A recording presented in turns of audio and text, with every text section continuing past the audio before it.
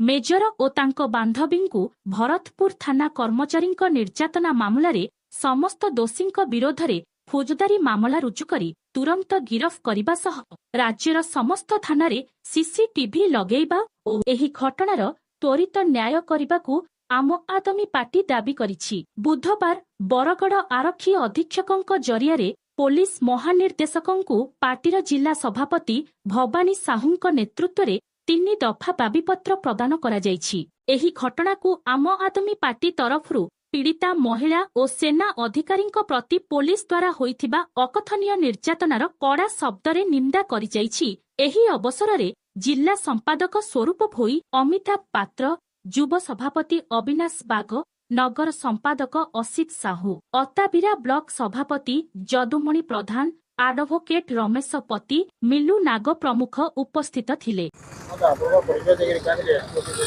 भवानी साहू आम आदमी पार्टी जिला आवाहक आमे भरतपुर थाना घटना के लेकर गोटे आज दायीपत्र देचु बरगड़ एसपी जरिया डीजी पुलिस ओडिशा को।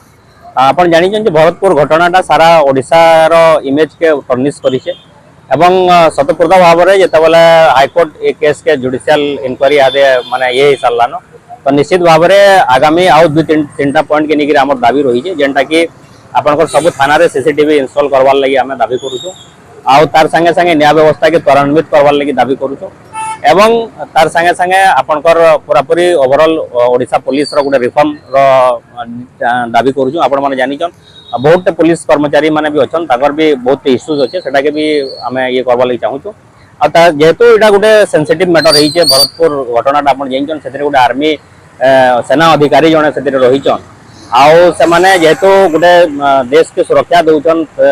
देश माने सब बेले तैनात रोचन से समय सहित जदि गोटे ये प्रकार घटना है मुख्यतः गोटे यौन निर्यातनार भी गोटे माने अभियोग से आसूचे तो आम चाहूँ तार गोटे क्विक माने स्पीड डिस्पोजाल हो केस रो।